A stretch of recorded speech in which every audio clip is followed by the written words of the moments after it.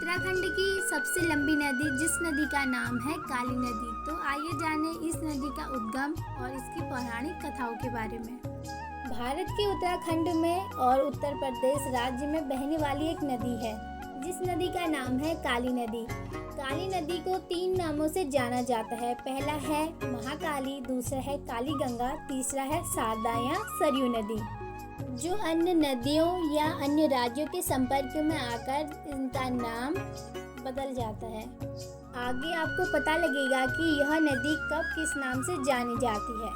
इस नदी का निर्माण या इस नदी का उद्गम उत्तराखंड राज्य के पिथौरागढ़ जिले से बृहद हिमालय में 5000 मीटर की ऊंचाई पर स्थित एक कालापानी नामक स्थान है जहाँ से इस नदी का उद्गम होता है।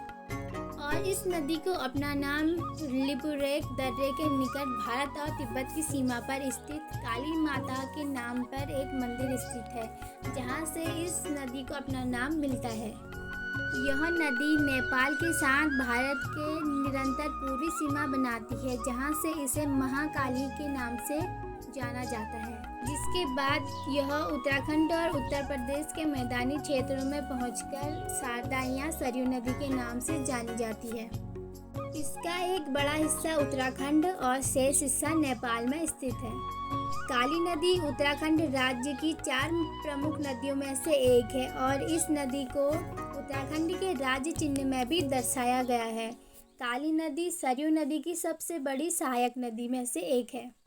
आइए जाने काली नदी की पौराणिक कथा क्या कहती है। तो कहा जाता है कि जब माँ काली तपस्या कर रही थी तब उनके पसीने से इस नदी का निर्माण या इस नदी का उद्गम हुआ है।